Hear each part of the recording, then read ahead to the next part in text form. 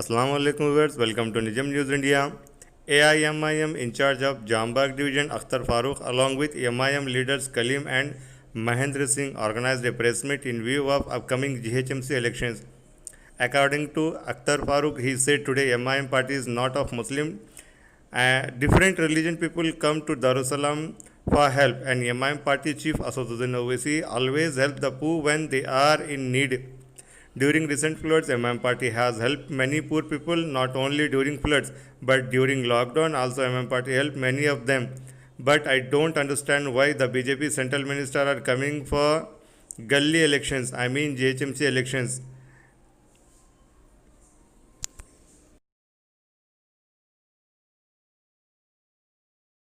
Light लगाना वो कर रहा तो क्या हम अगर कुछ कंप्लेंट है तो क्या मोदी साहब के पास जाएंगे या अमित शाह के पास जाएंगे या लोकल कारपोरेटर के पास जाएंगे? ठीक है, तो इसलिए आपको दारुसलाम तक भी जाने की जरूरत नहीं है। यहाँ मेरी दुकान है, मकान है, कलीम भाई यहाँ है, मैं यहाँ हूँ, किसी को भी कहीं भी जाने की जरूरत नहीं है। मेरे तक इंटीमेशन दी है, काम कराने की जिम्मेदारी मेरी। ये इलेक्शन GHMC इलेक्शन है, कारपोरेशन इलेक्शन। काफी लोगों के दिमाग में जरा ज्यादा गड़बड़ चल रही कि इलेक्शन हो रहा किस चीज का आखिर, GHMC है, पार्लियामेंट है, क्या है आखिर। इतने लोग तमाशा बना दिए, फैशन शो बना दिया हैदराबाद में। तो मैं भी ट्वीट करके बोला जो भी आ रहे जरा हैदराबादी बिरयानी तो खा के जाओ। Right, thank you.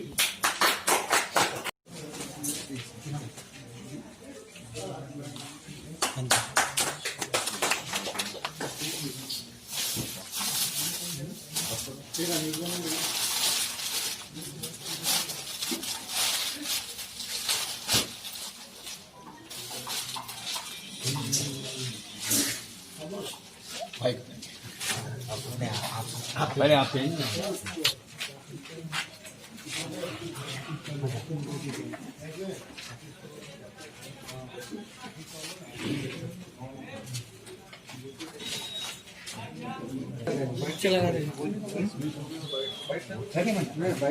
तेलुगु में ले में जिस तरीके से काम हो रहा है, कई सारी जमातों का, एक तरफ TRS जिद्दोजहद कर रही है, एक तरफ भारतीय जनता पार्टी जिद्दोजहद कर रही है, कहीं पर छोटा मोटा काम कांग्रेस भी कर रही है। मगर ये GHMC इलेक्शन दो ही जमातों की है, एक मजलिस इत्तेहादुल मुस्लिमीन और बचे हुए सीट TRS के। ये भारतीय जनता पार्टी के बड़े बड़े लीडर्स दिल्ली से आ रहे हैं गली इलेक्शन के लिए। गली इलेक्शन में इसलिए कह रहा हूं कि ये GHMC इलेक्शन में आवाम के जो है बेसिक प्राइमरी प्रॉब्लम्स को सॉल्व करने की लीडरशिप है। ये गली में नल, लाइट, बरकी, बर्दी, आबल सानी, लाइट का मसला, सड़कों का मसला, ये टाइप का इलेक्शन ये होता है। तो दिल्ली से वक्त के होम मिनिस्टर आ रहे हैं, शायद प्राइम मिनिस्टर भी आ रहे हैं, शायद कई सारे मिनिस्टर्स आ चुके हैं। तो ये लोग अपनी इमेज पे लिए हुए हैं। ये लोगों को अंदाजा नहीं है यहाँ पर मंडलिस जो जीतने वाली है वो मंडलिस की अपनी सीटें अपनी जगह तय है। अब बचे हुए सीटें TRS अपनी जगह जीतेंगी। जब इतने बड़े बड़े लीडर्स आ रहे हैं और हार के जाएंगे तो इनकी कितनी बड़ी बेइज्जती होंगी, इनको अंदाजा नहीं है। जीतने वाले तो हम ही हैं, इंशाल्लाह जीत के बताएंगे आपको। और स्टेज पर तशरीफ फरमा अख्तर फारूकी साहब, जिम्मेदार है गोशामहल कॉन्स्टिट्यूंसी, और महेंद्र भाई और मेरे तमाम दुकानदार, आप सबको मेरी तरफ से सलाम अर्ज़ है। यहाँ पर यह मीटिंग इसलिए मुनाक़द की गई है कि आप लोग जानते हैं कि गोशामहल कॉन्स्टिट्यूंसी के अंदर जो है ना एक वार्ड आता है जो जामबाग कहला जाता है। आप लोग जानते हैं कि जामबाग वार्ड के खिदमात कैसे हैं। पिछले 15 साल से मैं मजलिस का एक सिपाही की तरह इस एरिया में काम कर रहा हूँ।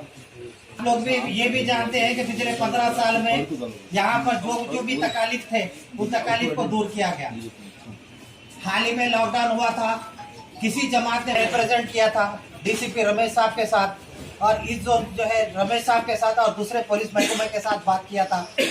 काफी जद्दोजहद के बाद यह मार्केट खोला गया था और इस मार्केट में 20 साल काम किए थे।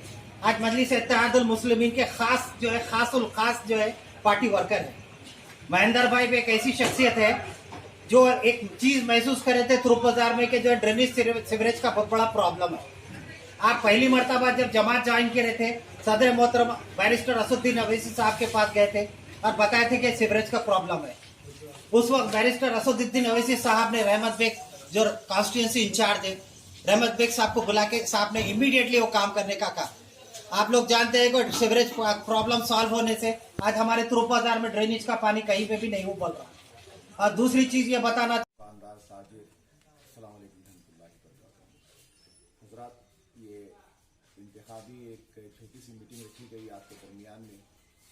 हमारा मकसद सिर्फ और सिर्फ ये है कि आपको ये चीज़ से वाकिफ़ कराते चले कि तुरुप बाजार हल्के में आप तमाम लोग रहने वाले हैं। जो मकानदार हैं वो यहाँ रहने वाले हैं, जो दुकानदार है वो कहीं और से आए हैं। मगर हक़ाइक़ से आपको वाकिफ़ कराना ज़रूरी है कि आपकी मुकामी जमात है मजलिस इत्तेहादुल मुस्लिमीन, और आप तमाम लोग आज के हालात से वाकिफ़ है। और ये साल में जो बड़ी दो आफतें आई हमारे यहाँ, एक कोरोना वायरस की और दूसरा ये तूफ़ान जो आया बारिश बरसात का, इन दोनों वक्तों पर भी मजलिस इत्तेहादुल मुस्लिमीन के 45 कॉरपोरेटर आवाम के दरमियान रहे और जितना हो सकता चैरिटी, डोनेशन और अनाज की तकसीम किए। हर मसले मसाइल में मजलिस इत्तेहादुल मुस्लिमीन हमेशा आगे रहती है।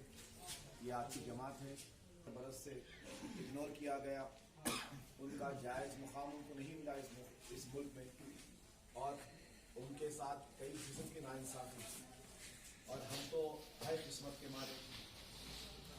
तो ये दोनों बड़ी कम्युनिटीज़ अगर एक प्लेटफॉर्म पर आ जाए तो यकीनन मुल्क का मुस्तक़बिल और बेहतर हो सकता है, और आने वाले वक्त में कोई गरीब लीडर इंशाअल्लाह ताला मुल्क का वज़ीर आज़म बन सकता है। बात यह है कि ये इलेक्शन को जंग समझा जा रहा है, पता नहीं क्या समझा जा रहा है इस चीज को, और इतना लंबा ड्रैग कर रहे हैं। और सेंट्रल मिनिस्टर्स आके जो है एक अकेले असदुद्दीन ओवैसी लड़ने की कोशिश कर रहे हैं। ये दिल्ली का जो वायरस जो है हैदराबाद में फैलाने की कोशिश कर रहे हैं, इसका जो है वैक्सीनेशन हम दारुस्सलाम में तैयार करेंगे। आइंदा लोकसभा इलेक्शन में इसका जरूर रिएक्शन देंगे। मैं आप तमाम चैनलों के जरिए तमाम आवाम से अपील करता हूं कि मजलिस के जितने भी कॉरपोरेटर्स हैं उनको ज्यादा से ज्यादा तादाद में कामयाबी दिला दीजिए। ये आपकी हमारी सब की वखार का मामला है। आप सबसे अदबन गुजारिश है कि मजलिस के हर उम्मीदवार को कामयाब कीजिए। शुक्रिया। For more news updates, please subscribe our channel Nijam News India, Hyderabad.